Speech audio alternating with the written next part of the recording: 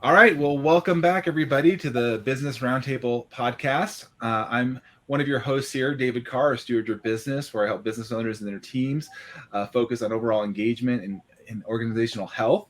So we're going to be talking about a topic of health, particularly peace today. But before we get into the specific topic, I'll let everyone else introduce themselves. I'll start with Bil Hatch. Go ahead, Bill. Introduce yourself to the audience.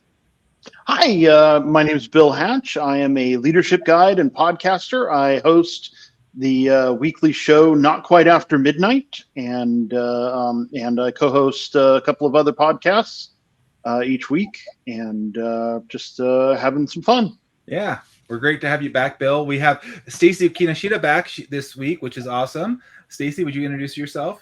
Of course, thank you. Yeah. Stacey Kinoshita, I am a business resource specialist, and what I do is work with business owners on strategies to address their workforce concerns, their company culture, as well as their cash flow through different programs. So tax incentive programs and other ways of infusing cash back into their business. Thank you. Oh, that's great. And I know you're going to have a lot of great comments based on that for our topic of peace tonight. And then we're going to have our Charlie Chen, our facilitator tonight on this topic, introduce himself and take over the show. So go for it, Charlie. Awesome. Thank you. Thank you again for putting this together, David. It's always a pleasure and privilege to be a part of this roundtable and bring value to our audience here.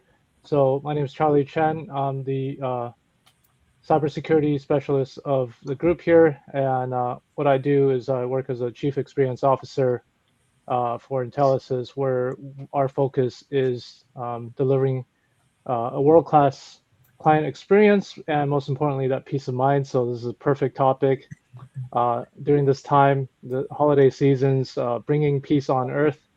And so we as part of this roundtable, what we like to do is bring valuable resources to empower you to measure, because what's measured and tracked is how we're going to know if we're actually growing. So there's something cool.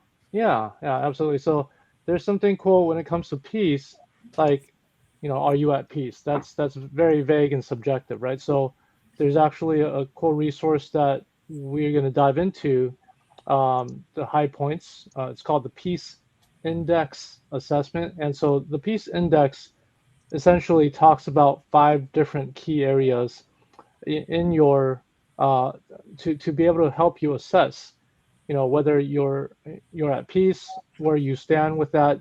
So I'd like to bring you up, David. What would you say, if you could share with the audience, those 5 areas are in terms of what the Peace Index measures? Absolutely. I'm excited to be able to share this with you guys, this peace assessment, of which everyone will actually be able to take. But that really, it's a framework of understanding, and this kind of 5 areas like you just talked about, Charlie. Oftentimes, like our purpose, where we're at, what we're here to do. Our place, our physical environment, where do we find ourselves living, working daily, our provision, how do we provide for ourselves, for our family, the people around us, and our overall personal health. So there's 5 P's in there, if you can remember that. We'll go back and touch on that. Each one of us will get to comment on it. But yes, and just what you're saying, Charlie, we're here going into the end of the year, Christmas time, and I find that there's a lot of hustle and bustle, which we really want to find peace, but oftentimes it's a little bit of chaotic. So I'm excited to listen and learn from each of you. Like, where have you guys found peace along this journey? So thanks, Charlie, for the opportunity to share that. Yeah, my pleasure. Mm-hmm. Yeah, so don't worry about trying to take notes and jot down everything, because we're actually going to share the link to the free assessment, so you'll be able to dive into the 5 areas for the Peace Index. And so I'd like to start with you, Stacey. So just to share with the audience here, how fulfilled are you in your purpose right now? And what is, if you don't mind sharing, what is your purpose? Oh my goodness, that's a big question there. It is. And so let's unpack that. So I know I was created to serve. I was created to my purpose is to basically serve others in helping. I'm struggling to articulate myself, but I believe that I find the greatest fulfillment in helping others fulfill their visions and dreams. And when I see, and also when I see myself in going in the direction that I feel God has called me to go, I feel that that is my biggest purpose, is to serve, and also to build that relationship with my Lord and Savior. I believe we were created to not just survive this world, but to thrive. And the way to do that is through the relationships that we create here on earth, as well as with our relationship with God, or whoever you want to call the universe or whatnot. But I think without that, there is no purpose. But I think when people talk about their purpose, it also it has to be grounded in something. A lot of people talk about, my purpose is this and that, but I feel like where's that source of that purpose? And mine is in my own biblical beliefs. That's where I find my sense of purpose. Awesome. And so ultimately that and your question was, what is my purpose? And then what your second question was about, related to values and passion and aspirations. Everything I do, thank you, David, you're the most helpful person, is related to my values and my passions and my aspirations. I feel like life is dull without following your passions and your aspirations. People who go through life with just mundane steps and just have no sense of where they're going are the most miserable souls on earth. And as long as I align myself with my values, and I feel that everything that I do is aligned with my purpose, and I'm moving in that direction, then I feel like I'm living in my purpose. So, Absolutely. David, what are you putting there? Yeah, just putting some comments on my own assessment. I was typing in the little chat our comments between each other here. Okay. But just I'm agreeing with you, Stacey. It is like being in alignment.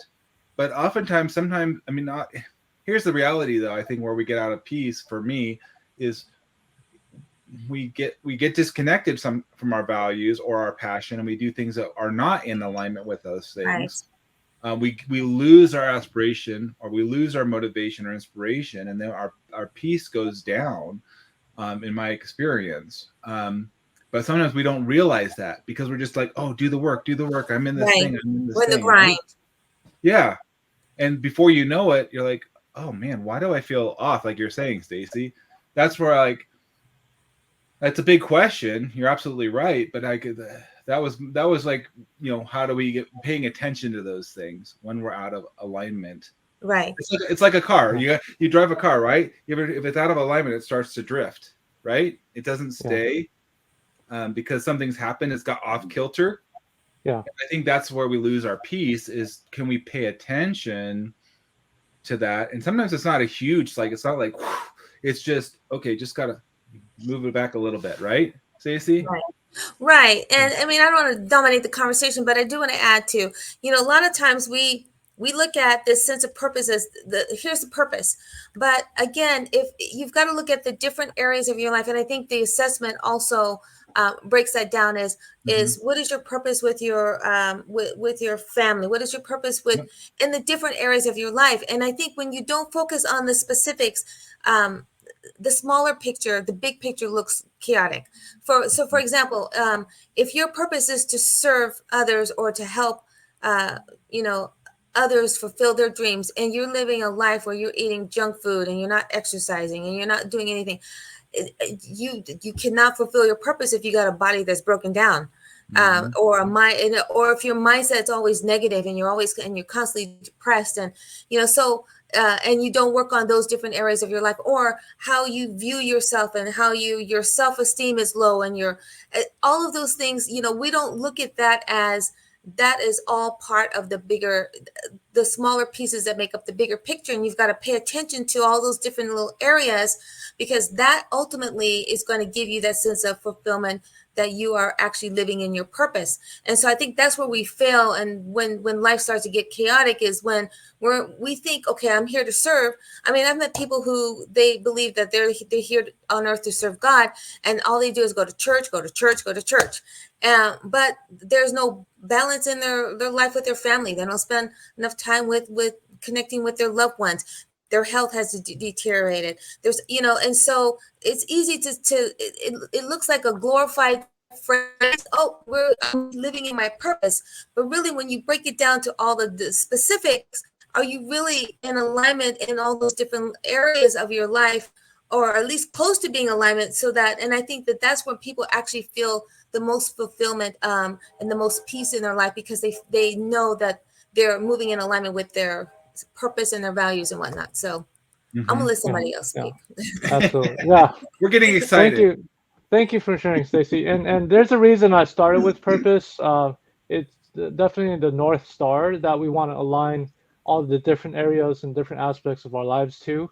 And so thank you for touching on those different areas and just not looking at just the purpose only, but how that all ties in together, because a win in one area is a win in all areas. And Amen. so I love to bring Bil in, because you're a leadership guide, and I'd love to hear the journey of how you uncovered that purpose of being a leadership guide, and how you help other leaders to uncover their purpose. Well, really, it started back in the 90s, a million years ago. And when I had moved back to Southern California because I wanted to work on Cal Poly's Rose Parade float. And so I went to Cal Poly and Pomona, the good Cal Poly, and and joined up with the Rose Parade committee, and I led that group for 2 years, and we won banners each year, and that really started my journey there. Then in the late 2000s, I went back to school to finish up my bachelor's. Ended up getting a bachelor's of business administration and marketing and management. I found I had particular strengths in leadership, and so when one of my professors asked me to help him develop a program for leadership that the state of California had hired him to do, I jumped at the opportunity, and I've been doing it off and on since then. And then when I decided to go back to school to get my master's degree, the school wanted to make sure I knew how to write at a graduate level, and so they made me take a class. And in that class, they had me study a chapter from this book that one of their professors had written on leadership, and it caught me off guard, and it really presented this attractive style of leadership, and I've been working on that ever since. In fact, I've started working on a book on the subject, and hope to have a mastermind started hopefully this next year. Depends on when the book gets finished. It can take a long time to write a book. Yeah, absolutely. Yeah. What's the name of the book? But well, it doesn't really have a name yet. Okay. But Gotcha. right now, the working title is Leading with Purpose. Love it. How perfect is that? Awesome. But yeah, and Okay. Leading with Purpose. Cool. Yep, that does kind of fit in with tonight's conversation. But and so I've really found a purpose in doing this. Yep, as soon as I finish it. Yeah, exactly. Yeah. Very cool. Well, the next P, so there's 5 Ps. The second P is actually people. So we'll go the other way around. So David, how does, just having healthy relationships, or like with those that are in your life, why does that matter? Like in terms of aligning with your purpose? It's really critical. I mean, so I've been married for 18 years. I have to learn to live with another person and how to navigate that. It's not always a bed of roses, right? There's challenges, but people are different, and so part of this piece is really knowing who you are uniquely designed and created, and then how do you fit with others around you in a way that's more in harmony than in conflict. And this is actually really kind of my we talk about purpose. My purpose or my why is bringing people together to accomplish great things, is finding that and melding them together. However, it takes time, maturity, it takes understanding oneself to appreciate the differences that are out there.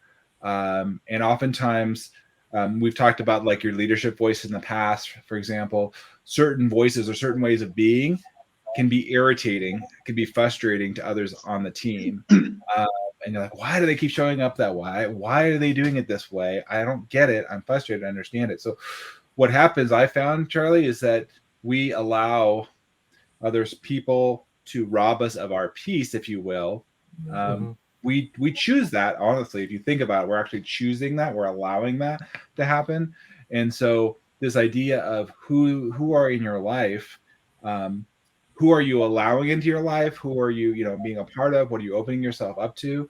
I think is really, really important. And some of it we always have a choice of how we can respond. That's absolutely it. Some of the things we don't have choice of, our brothers and sisters, our certain family, there's certain things we just have a part of our life, but I find that there's ways that we can then be more proactive in how we show up. I think Curtis had mentioned this maybe a couple episodes of that. We talked about boundaries, right? It's huge. Yeah. Boundaries or fences, if you will. Those are good things that you can find to create true peace, actually, at times. But with the whole concept of people, what you're saying, Charlie, is did you even account for that? Because you might not think about how your peace is being thrown off by the people that you have in your life. So, yeah. Absolutely. No, there's definitely value in making sure that I think the boundaries is a good place to start, because if there's no clear concept of it and respect of it, and being able to communicate and enforce your boundaries, it's hard to find peace. So it's quite interesting that it's actually boundaries that set you free, which is kind of a paradox, right? Like a oxymoron almost. And so, because without boundaries, you don't know ever where you stand, and then you just feel like at a constant state of chaos. And so, 100% agree with that. Yeah.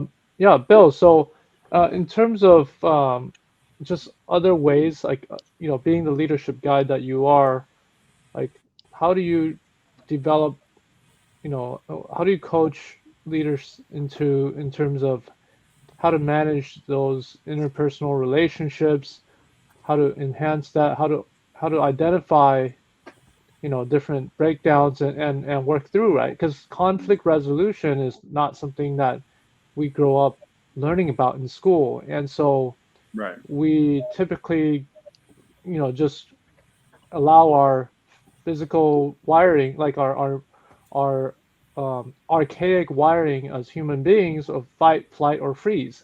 And so how do we transition from that, right? That primal reactive tendency to a actual response, a wise response, right? How do you make that transition? Well, you have to remember that it's really hard to affect the person on the other side of a fence. So you need to be careful about where what you place boundaries around. You can't isolate yourself out from everybody, because part of our purpose is to affect people, hopefully for the positive. But yeah, and conflict isn't always bad. there's certainly unconstructive conflict, but usually we refer to competition as good, but that is in essence a type of conflict. We need to manage these things in order to have positive relationships with other people, not just have these angry, knockdown, drag out fights and call that conflict and good, because it's not. But on the other hand, we can't just kick all the people who are not positive out of our lives entirely. One, it's not good for them because they need a positive influence. But also for us, where are we going to grow? How are we going to grow? I often find myself using this as an example. But when one goes to the gym, to grow muscles, you have to have resistance, and if you don't have conflict, then you can't grow those muscles either. And so you need to care, but you need to be careful about it. You don't want to overblow. You don't want to put start out with 1,000-pound weight, but you don't want to go in with an empty barbell either. Very cool. You're just not going to get anywhere then. Awesome. Yeah, no, that's a great point, and great reframing of conflict, because it's the challenges that one indicate that there's people actually care about what's at stake here, and it's the breakdowns that are that gives you access to breakthroughs. And so I'd love to hear, Stacey, do you mind sharing an example of a time when you had like a challenge, right? That seemingly frustrating situation with relationships where that actually led to a breakthrough. Can you share that? I would love to. I think David has a question for Bill. I had a question for Bill on this, and maybe and Stacey, okay. Actually for you too, Stacey, because I find where there's that conflict, and Bill, tell me what your thoughts on this, and Stacey, in the leadership side, is when people are not clear on their role or responsibility, and then there's like, okay, well, what am I supposed to be doing here? So again, there's a lack of peace because I don't know clearly what my role or responsibility is, and then there's going to be conflict. Well, I'm supposed to do this, or I'm not going to do this, and it causes disruption in the organization. I want to build maybe your thoughts, and then Stacey, when you share your thought on that. Great question. I belong to a team, and I'm one of the team leaders, and I just want to share an experience. So there's someone on my team, we talked about the different types of personalities and whatnot, and in understanding my leadership style, there's someone that I had to really, I don't want to say come to Jesus moment, but I had to just really just try to understand what my person. I'm a very direct person. People probably figure that out right now. And the person that I'm working with is more of a like an avoider, a nurturer, avoider. Yeah. Yes. Yeah. No, not a nurturer, but avoider. And I can lose my patience with people who just avoid things because I want to let's just knock this out and get it over with.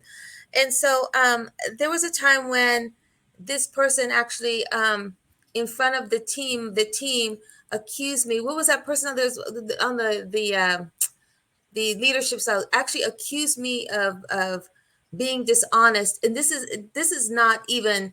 This is in front of maybe 3 or 4 people on my team. And what I said was, and I'll call this person Joe. I won't tell you if it's male or female. And I said, and so we're talking about conflict and boundaries, okay? So I said, Joe, and this was something that this person had been resentful of some kind of action, and I'm thinking it's resolved. We had this conversation, and I said, if you've got an issue with me, then you need to pull me aside and address that personally, not bring that in front of the team. Absolutely. And so what ended up happening is, and both of us are professing believers, so I brought in some of the biblical values, and I said, look, we're on the same team, have the same purpose and the goal, so let's work together. But if there's a conflict, let me tell you where I'm coming from one believer to another. The Bible says if you have a conflict with someone, then you go to them directly and you address it. Now, if they refuse to hear you, then you bring somebody else in. Okay. So I said, are you willing to abide by that? At least, we're both saying we're professing believers. And she said, no. And I said, okay. So I'm thinking, okay, now I got to redirect where are these boundaries going to go right now? Thinking that we have the same values. We're both coming from a biblical perspective. And she's actually saying no. So I said, okay. So continue to do business with her. And then there was another explosion. So I said, you know what? I've got to figure out where these boundaries are. She's definitely not going to communicate with me directly, and every time I do, there's drama. I don't like drama. So I brought in the head broker, and I said, look, this is what's going on. And so he stepped in and had a call for both of us. So now I'm still following. I tried to go to her directly. Now we're bringing in somebody else. And this person said, look, you guys are on the same team. You're moving in the same direction. You have the same purpose. Why don't you work together? I mean, basically, you're being foolish, creating this drama. He didn't say that, but that's my interpretation. You're being foolish, creating all this drama in this relationship. And the whole time I'm thinking, okay, where are the boundaries? Where are my expectations as a leader? How am I going to do this? So finally, I called and I said, look, I said, I apologize if I offended you. I said, but let's set some guidelines as to how we're going to communicate with each other, because there's miscommunication. And I said, so if you have XYZ issues or you need to communicate, then because what happened was, when I called, it was just constant fussing. And I just said, I don't need this drama. And I hung up on her, and she was offended by the hang up. And so, so I established a boundary. I said, okay, so when we have this issue, then this is how we're going to resolve it. That was my way of reestablishing boundaries of how we were going to deal with any type of conflict between the two of us. But I tell you, sometimes, I got to have a come to Jesus moment with myself, because some of these people I want to strangle. And so I've got to look at myself as a leader and how to be effective. I've got to, but in setting boundaries, relationship is how we grow. I will not allow this person into my personal space, because she's very adversarial as far as wanting to attack me. But I feel that if she's on my team, if the goal is for us to win, then I'm going to do whatever it takes for us to win and for her to win. But that doesn't mean that I have to allow her in my personal space and do kumbaya moments and have, there's some boundaries there. And with her, the fence might be a little bit wider, but there's definitely a fence for me to be able to keep my peace, because, some people just can disrupt your peace if you allow them, and if you don't set those boundaries. So that's my example of how I put into action what we are talking about. Mm-hmm. Amen. All right. So are you at peace with that person now? I'm at peace. I'm at peace because I have those boundaries in place. I don't. Yeah, I know. I don't. Some people hold in a lot of conflict or whatnot. Once I have those boundaries established, I'm at peace. Like I don't hold it in. And she did this. To me, I would rather use my time in being proactive than retroactive. And so, so as long as I know what the expectations are for me as a leader, and what she understands her expectations, then I'm fine. But I have to be careful, because some personality types like to jab. And so when people start jabbing is when I have to put myself in check and say, no, I'm not going to react to this. I need to understand what my role is. Again, I like how we're tying all this in a real life, situation. But I still put myself in check with certain people, because I know that I can go off on somebody. They start acting crazy, and right. Well, yeah. You talked about, Stacey, your piece, but then how do we affect other people's piece too? So yeah, that's a great. I thank you for sharing that story, because that's real world. How do you handle it? Yeah. There is another side of boundaries as well is focusing on our internal locus of control. I'm sure, Bill, you've heard that term before.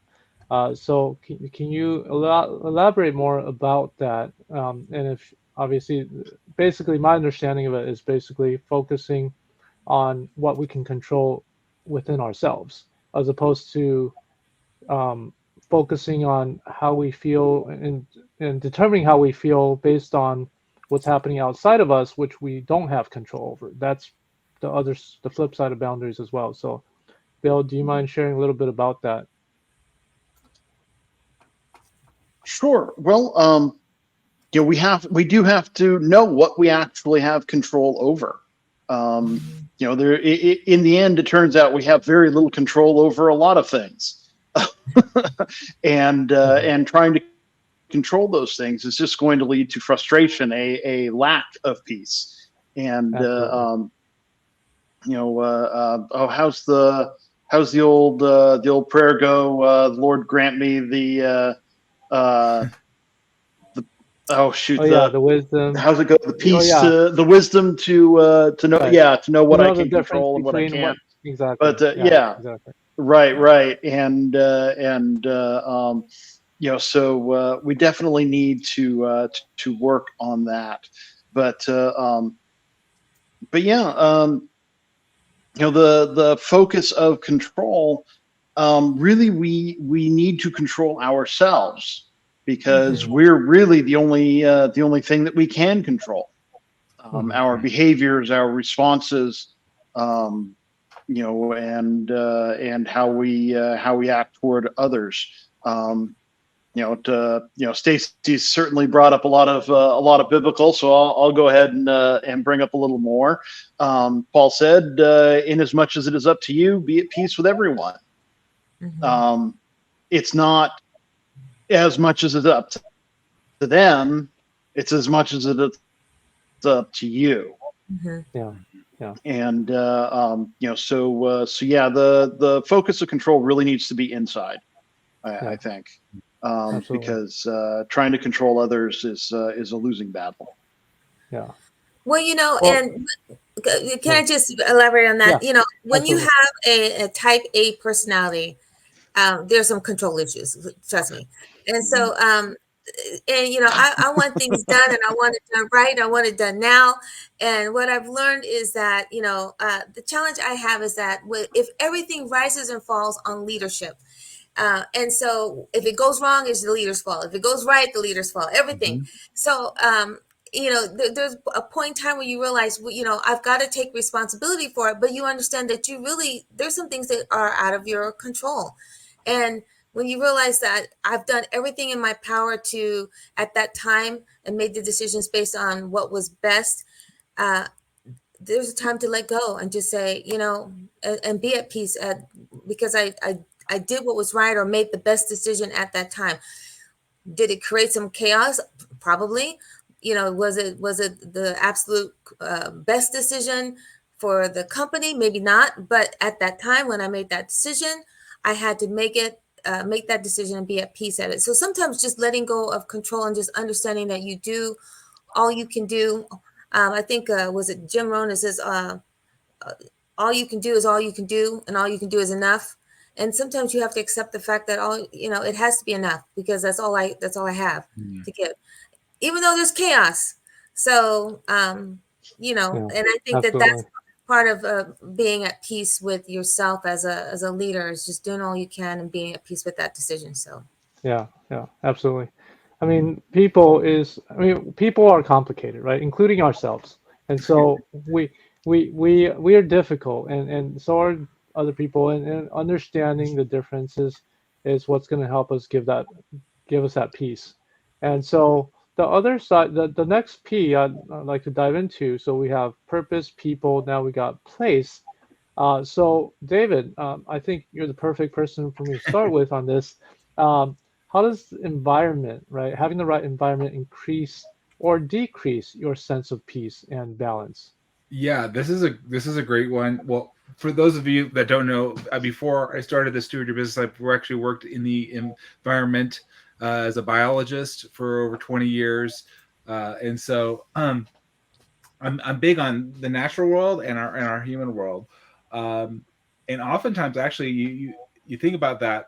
Why do people go to the mountains? I live in the mountains now, but why do people go outdoors, right?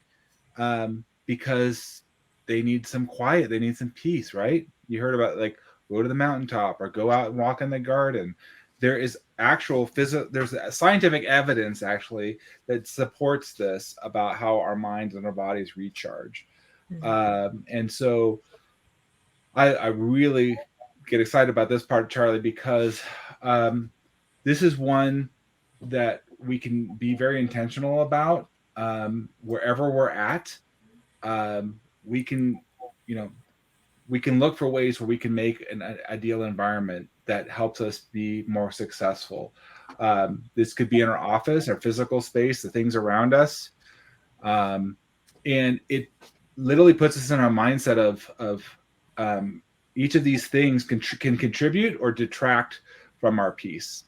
And for those particularly living, work from home, it can be challenging because you're living and working in the same space, particularly now today's age. So you have to be very intentional. If you're not intentional, literally people are working out of their bedroom. Let's just use that example. Working out of your bedroom, which should be a sacred, safe place to relax and decompress, right? But you're stressing out and you're doing all this work. You're messing your mind up. Your mind is learning too many, getting different messages. Yeah. So if you're not even thinking about that intentionally, like you're not realizing how much you need to have a transition and be able to create that space. So I think this is such a good importance. And now we're in this season of Christmas too, right?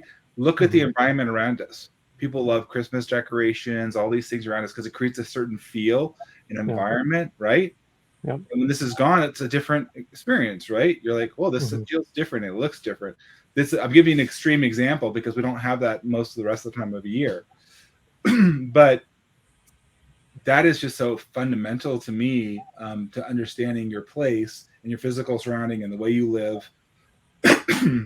Excuse me, is if you're not finding harmony in that or not. So I would love to hear from you guys, all of you, on like what has that been for you at work or home, especially in a hybrid world. Absolutely. Yeah, looks like Stacey's got a nice, very peaceful, very success-inducing virtual background there. Yes. Believe it or not, that's why I sometimes use virtual backgrounds to create a feeling of peace and serenity. But I'm very sensitive to my environment, and I understand that about myself. And I might be, I don't want to say extreme, but even like my closet, I'm a Virgo. I don't know if you guys know, but my closet, like I have to be able to walk in my closet and know where all the black shirts are, a short sleeve, long sleeve, and where the blue shirts. And I know where everything is. But people think that that's crazy that I have to be so organized. But I can walk in there and feel a sense of peace. When I get dressed in the morning, I know where all my stuff is. I don't have to stress. But I could be extreme too. If I have a drawer for scissors, and when I was married and had kids at home, and somebody moved the scissors, I'd be like, "Where are the scissors? Like this supposed to be in this drawer." And But so that's where you give up control and you learn. Okay, it's just a pair of scissors. We can live with the scissors being moved. But I do things throughout every area of my environment, or add in other elements to be able to create that environment. So in my office, I actually have a infuser. So I put scents in there. I have my Google Hub. So when I can feel myself stress, I will detach from my work and then ask Google Hub to play some music for me. So I could just break away from that. And that's what I find is that I have to create different situations and spaces for me to be able, and then even the way I decorate my office, that brings me a sense of joy to just looking at, I like beautiful environments.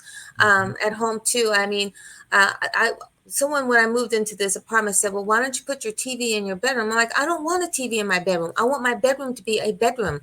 And so I don't want a TV. I don't want anything other than distract. I want to go in there and just feel this sense of peace. Decorating my home, that brings me peace. But sense, and I'm very sensual in the sense that I look at the five senses and how I can utilize that to create enhance my environment to bring that sense of peace.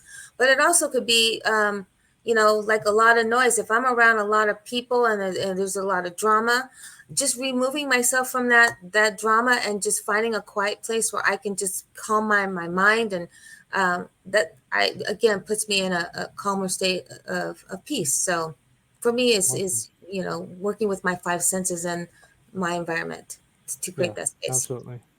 Yeah, I mean, even though we can't control, what's other people do, but we can control what environment we put around ourselves or we put ourselves in. So now David had mentioned about how we're all working from home now, and so a lot of us are, at least.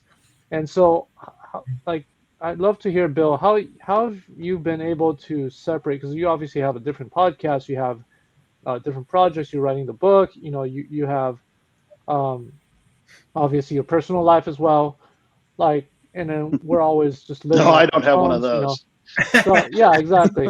So how do we keep that peace among all the different areas of our life, because they're all so intertwined and intermingled? How do you, so going back to that concept of boundaries, right? How do you create boundaries with your work and your personal life just Stacey, intertwined? Yeah. Stacey actually touched on a little bit of that, and that's for me. When I was living in Southern California, still, my cousin and I were using a 1-bedroom apartment, and basically the bedroom, as David said, was also my workspace. Yeah. Was also where the TV was, where and so there was all sorts of overlap. There were no boundaries between the different things. The podcasts were all done there, everything. And but now the house that we're in has 3 bedrooms, and I have a separate office. So I've got my own bedroom. I have a TV in my bedroom, but mostly I just use it for music. But I have a separate office, which is in a separate part of the house. It's not even like a converted bedroom. It's in a completely different area of the house. And so whatever's going on in the rest of it, I really can't hear, what's going on. So, so there's the ability to, and really as far as things like meetings and podcasts and things of that nature, I really just have to I set that off by schedule, so that it's okay, from 12 to 1, that's what's happening at this time and nothing else. Right. And, it's funny, even while here on vacation with my parents, there's kind of been some of that. It's okay, at 12 o'clock on Thursday is podcasts. And and things like that. Even though I don't have the ability to really separate out from the rest of the condo here for a decent workspace. Right. But yeah, as far as at home, I've got an office. There are office things in the office and not other things. And so it really puts me in the mentality to work. My chair is comfortable. I've got one of those desks that can adjust height, so I can stand up at it if I get uncomfortable, and stay healthy in that workspace, and just keep work separate from the rest of life, because we do need to have a rest of life. I may joke about not having a personal life, but it doesn't mean I don't want one. Right. Yeah, the balance between resting and working is definitely a real thing that would contribute to our peace or lack thereof. That's why human beings were designed to require 8 hours of sleep, ideally. right? So that's a third of our life. Yeah. Now, if we think about, oh, wouldn't we be so much more productive if we didn't need to sleep so much, or we didn't need to sleep at all? That's not how it works, right? It's like we're designed to have that cycle of working and resting, so that way we can have peace, and then we can come back more energized. And so, um, I love that, both of you have that separation, and David, for bringing the awareness of having those separations and making sure that we honor those different areas without allowing them to cross over each other. Um, and so the next area I want to go into, speaking of work, is provision. So that's the fourth P. And so provision is your ability to bring in income or different resources that add value to your life.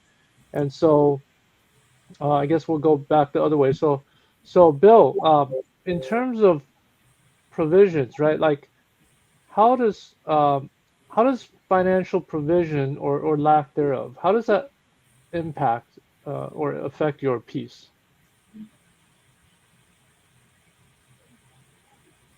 Oh wow! It as the roller coaster of the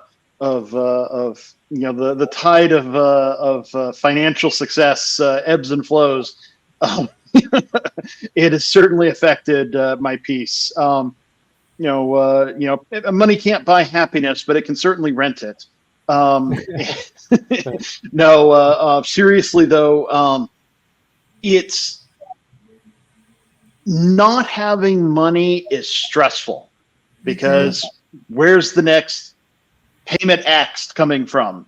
Am I going to have electricity next month? Am I going to have a roof over my head or food on my table? And while money really can't buy happiness, it can certainly having it can certainly alleviate a lot of those stresses in life and allow you to focus on the things that are truly important. Yeah, absolutely. Okay, very cool. Is it money can't buy you happiness, but it can buy you a big boat and you can sail right up there. Right. And Stacey, I know that obviously one of there's a lot of things that you do to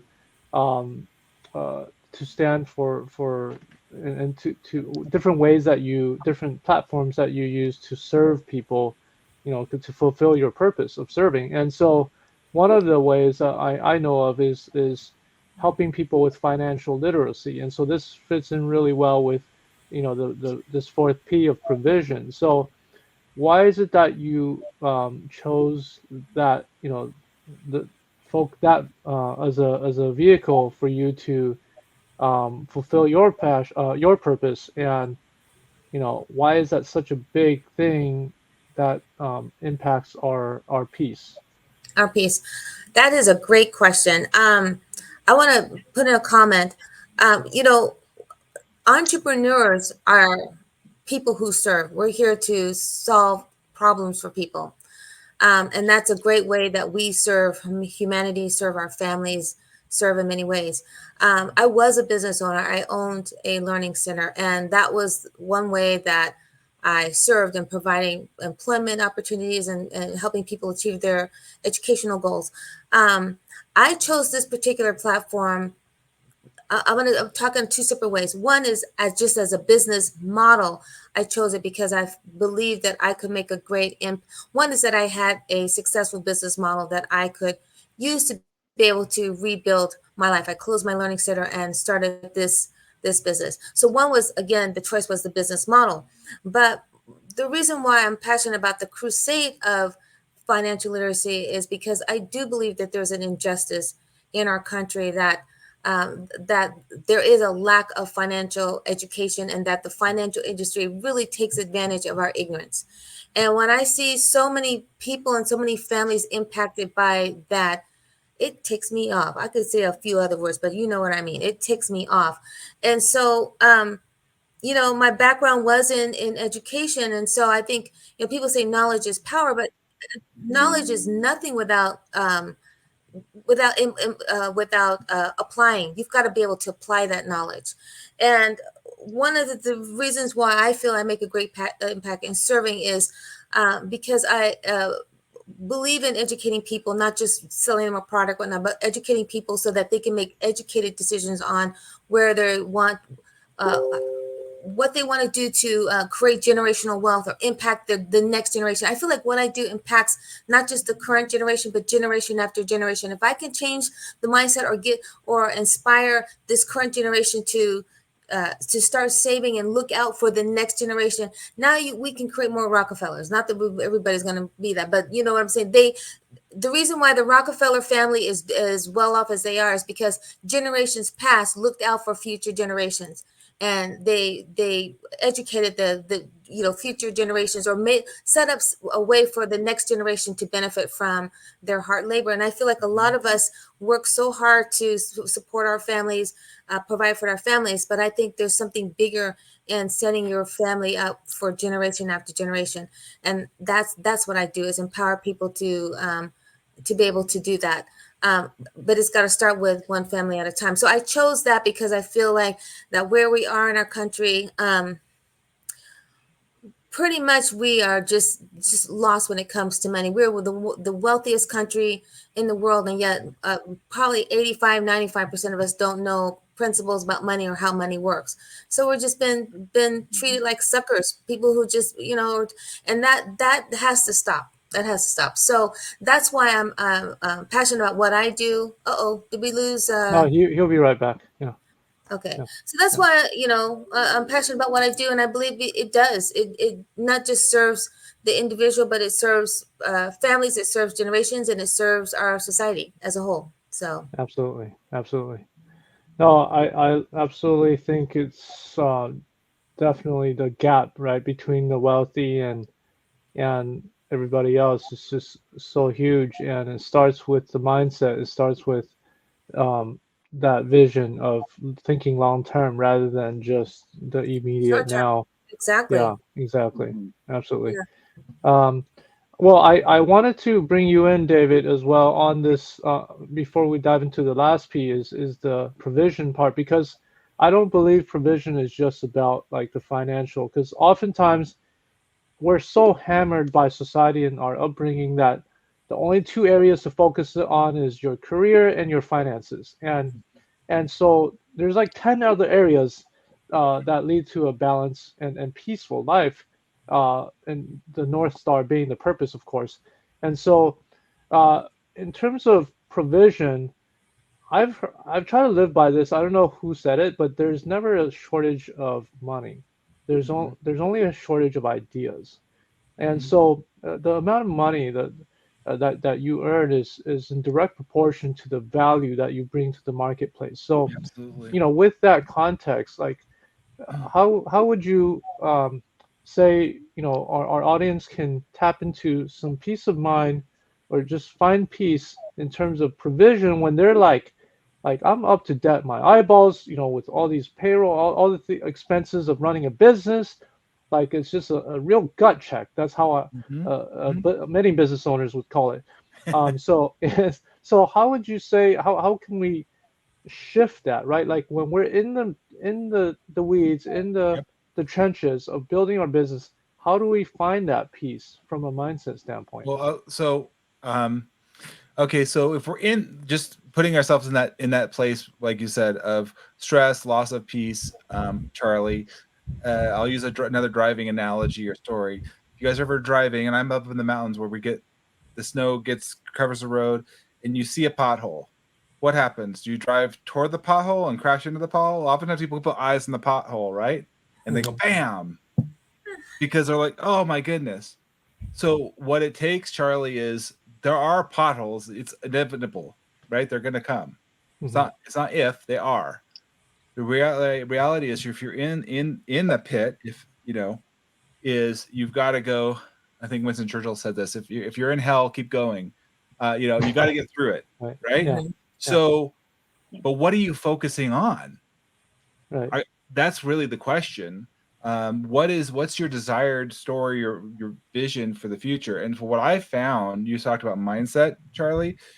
You said this idea that there's enough money to go around, which I believe there is. we as business owners, leaders, we have to come from a place of abundance, not a deficit. Mm-hmm. Right. Even if, we're not there, we have to know, where do we want to go? What do we envision? Mm-hmm. The best, you hear about sports analogies, the people that can visualize winning when they're down, they can see, they've already in their mind see how they can win, the moves they need to make further down the line. They know, they believe that, and they're going to achieve that. So it really starts in your mind. And since we're just throwing out quotes, another quote that came to mind as you were talking about this idea, I love Zig Ziglar's an amazing man. And he talked about this idea, if you are able to help others get what you need, you'll get what you need. Absolutely. Right? Yeah. We've got to look, like Stacey said earlier, how do we serve others? How do we not be so centered about ourselves? Because what I find is that's a self-fulfilling prophecy, and there's never enough. And oh my goodness, and we're like grasping at straws. And I'm a man, and Stacey, you can comment on this, but I'm a man, and I've been around women. And if I'm desperate, before I was married, women can tell like that from a mile away. A desperate man is straggling, right, Stacey? Right. Yep, absolutely. Place of a deficit. I'm going to grab, right? It's repelling, right, Stacey? It's not attractive. It is not attractive. Trust me. Right? Even a desperate woman, desperate anybody doesn't look attractive. So right, it's not attractive when you're living out of desperation. Now, there's reality. We have to the facts of our life. What you're talking, Charlie. But what I found is, if as a business owner, if you can be factual, and what I love about each one of you here is the more that we live our lives and we talk reality without fear of guilt and shame. It's just, this is part of a life. You as a business owner, you're going to have trouble making payroll sometimes. I'm just going to tell you that right now. You're going to have cash flow problems. Yeah. But to minimize it or try to put this show of like, oh, I've got it all together, you're just making your piece go further down in the hole. Right, Stacey? I mean, absolutely. I mean, so this idea of provision, Charlie, is getting in that place and creating, and I go through a whole thing in my own coaching program, is going through this process with people and breaking it down in ways, because we don't even know how to process the emotions associated with all this stuff. Maybe we'll get that to another podcast. We're getting close to the end of today. But that idea of like, how do you process this range of emotions that we're facing, right? Yeah. No, I mean, that the mindset is where it all starts. So I love that you kind of close the loop on that. In terms of our provision, is to start with mindset, begin with the end in mind. And, with that, like I want to touch on the last P, which is personal health. And without this, none of the other ones matter. Because, oftentimes we sacrifice our health to build our wealth. And then when we, later on, when we have the wealth, we're trying to use that to buy back our health. But it's kind of like going, running your car, driving it without doing the routine maintenance. And then when it's breaking down on you, then spending money to try to fix it, it's too late, right? So we want to have that balance, right? So in terms of your personal health, we'll start with you, David. How does, personal health, including emotional, because oftentimes we're thinking just like our physical health, right? Including emotional, mental, of course, physical well-being. How do those impact your level of peace? Oh, I mean, I've noticed, Bill, you talked about earlier about going to the gym and working out, right? I know the difference when I do a workout and I get myself in my body. I can feel the difference. I feel in power. I feel in certainty. And when I'm ready to take on the day, and when I don't do it. And I can, as one that has started a new business in the last year, you pour a lot of effort, like you said earlier, in a certain area, but you can neglect this portion. And you're, like you said, you're doing yourself a disservice, because your body really is this. What's really interesting I've noticed too about your body is, if some things we can't control, there's things that there's cancers, diseases we can't, but when you can tell the difference of the presence of somebody that takes care of themselves physically when they walk into a room, and it's just a different dynamic. It's just a different dynamic. You have that presence, credibility, understanding. I mean, number one, you're taking care of yourself, and people recognize that. And so I find when I neglect that portion of my life, I definitely puts me out of power and clarity and peace with other areas of my life, Charlie. Absolutely. So I think it's important to find a way as we're coming into the new year. So this is very typical. People think I'm going to do an exercise thing and they never stick with it. They don't stick. So it's finding something like I'm going to do whatever it is. I'm going to pick something, but you've got to fix something that really fits in line with your purpose and who you want to become, something bigger than yourself. So for me, just to give an example, I turned 50 in November. I wanted to look at longevity for my wife, for my children. I'm like, okay, that motivates me to go and do exercises and take care of myself. But just to say I'm going to go to the gym 5 days a week or something, you've got to figure out something more than just that. Mm-hmm. So encouraging people, like, how do you find that personal health, that peace in your personal health? To me, that's where I'm at, and whatever that might be for you. Everybody's different. It could be, just walking 10,000 steps every day because that makes you feel good. You get outdoors. We talked about that environment. They're linked together. You're walking maybe with your spouse or significant other. Great. That's people. You can combine these things together, which is fantastic. If you can, I would encourage you to, and, be able to find that peace. But I 100% agree with you, Charlie. Making sure we take care of our bodies long-term is super important, because it literally affects every other aspect of our life. So, yeah. Thank you for tying that in. Yeah, because Tony Robbins talks about, when it comes to our well-being, our health, he talks about the triad, and that's physiology, that's our physical health. There's also your focus and your language. And so I'll start with focus as the next thing, because I think that ties in with our mental health in terms of what we focus on. So, Bill, being a leadership guide, I'm sure you help leaders explore, in terms of that mental health dynamic, like, how to leverage their focus to be able to navigate their mental health. Like, how can you share a little bit about that? And we're trying to, be time sensitive to time as well. So, like, your 60-second version on that. Yeah. Well, mental health is an all too often overlooked aspect of one's health. What you focus on, and what you are focused on is definitely important,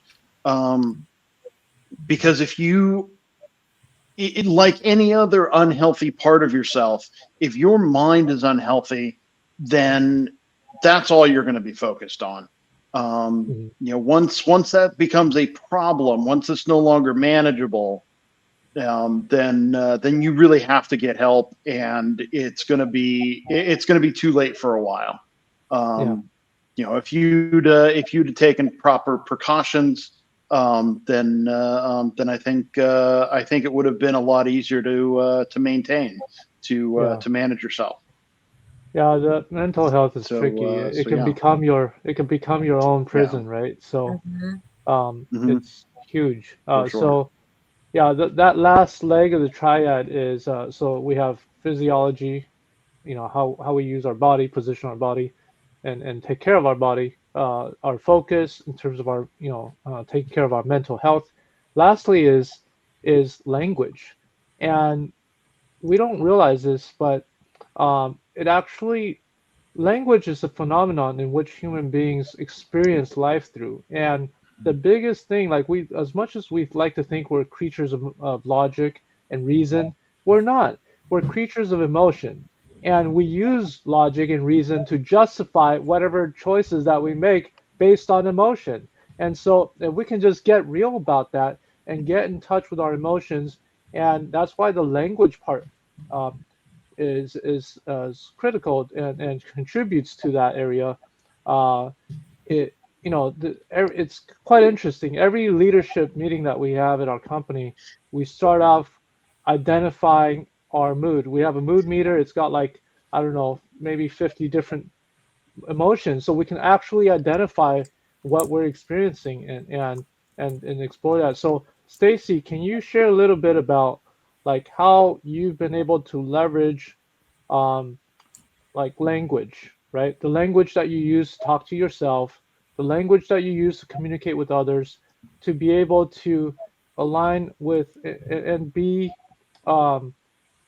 conscious, right, about prioritizing your emotional health. That's been a great focus, a great journey that I've been on for the last several years. Bible says, out of the abundance of the heart, the mouth speaketh. So whatever's in your heart, people speak forth. And so I really work towards guarding my heart and look for ways to and how I do that is, I do listen to different podcasts. I do a lot of reading about mindset. And so I actually do something that John Assaraf has called Inner Size, and that has been tremendous. But I really guard what I guard what I view, what I hear, and I focus a lot on gratitude. I focus a lot on things that are beautiful in my life, where my future is headed, the words that I speak. Am I perfect at it? No. But I do, that's my focus, is to wake up and like I have a routine that I do to make sure that because it's easy for us to go into the negative. You wake up and, like right now it's raining. I'm like, okay, I got to walk in the rain. So, but I'm like, I have to be grateful that we actually have water, so I have to be conscientious of where my thoughts are going. And when I do have a negative thought, is to quickly replace that with a positive thought. And the best way for me to do that is first focus on gratitude, but also look at my future. But, there was a time when I wasn't in that space. I mean, all I saw was the dark side of humanity and the crap that goes on in the world. And it's easy to stay in that space. But I also made sure that I didn't watch the news. I mean, one time I watched the news, I woke up, I was depressed. And I was like, why am I depressed? That's just not me. And then I realized, because I watched the news before I went to bed. So I said, okay, no more news before, but I limit that, and I surround myself with beauty of words, beauty of just gratitude, just anything that's going to help me to stay in that. Like even when I have difficulty with people on my team, I look for ways to be grateful for them. I mean, and so it really comes down to gratitude and just protecting what I surround myself, the people that I surround myself with, the words that I hear, the music that I listen to. And I know that sounds rigid, but that's the only way that you can really guard your heart, and is by guarding your exposure to the negativities of life. So right. What language that you expose yourself to, right? So what language you expose to, making sure I read. I mean, the books that I read or listen to, the people that I listen to. It's funny. In my industry, there are people who entrepreneurship. There are people who listen to their broke friends. They want to start a business, and their broke friends will say, "Why are you starting that business? You need to stay with a job." So if I'm going to have positive thoughts in my life and positive thoughts of succeeding and whatnot, why would I talk to broke friends? I would go and look at the people who are actually succeeding and who actually are doing something. And so again, I watch my associations. I watch where I tread, because I know that what was that saying? The birds of a feather flock together. That too, but a glove. Here's the thing: a clean glove can't make mud clean, but a dirty glove can make a clean glove dirty. In other words, the influence that the negativity has. And then I think was it John Assaraf that said that, or it could have been Bob Proctor, can't remember. But do you know that by the effect that negative thoughts and positive thoughts have, people say, well, if you just think more positively, then you would benefit from that. And I think what I found was that by eliminating, you have more benefit by eliminating the negativity versus just keeping the negativity and having more positive. So really just eliminating the negativity in your life has a greater effect on your total well-being. So that's, and I think a lot of people don't understand the importance of that. So, Thank you. No, I think all of us here we can never stop sharing all the different things that we've got exposed to in terms of personal development. And so that ties in with a really great future episode where we could talk and dive deeper into emotion, because that's essentially that's where our amygdala, the part of our brain that processes emotion, that's a gateway to tap into our billionaire part of our brain, which is our hippocampus. And so, David, would you agree that that's a whole different? Oh, it's a whole other thing. The neuroscience exactly. and the way we think. And I would love to dial in there. And honestly, there's just so much. We got you, Charlie. You did a great job going through these components tonight. Yeah. And obviously, we're just mining some of it. There's so much more there. Absolutely. Right? So I appreciate you being the facilitator tonight. My pleasure. Yeah. So David will definitely be sharing the links to the link to the free Peace Index assessment. Check that out. Help you identify where you are so that you can actually measure your growth and your journey towards peace. And so I'll say in the comments, we have this here. Just drop in the word peace, so I know. I'll send you a personal message. Awesome. And again, all of us here, and we have different folks on this rotating in as guests, but please reach out to any one of us that you've kind of resonated with, as you've heard us share our own journeys.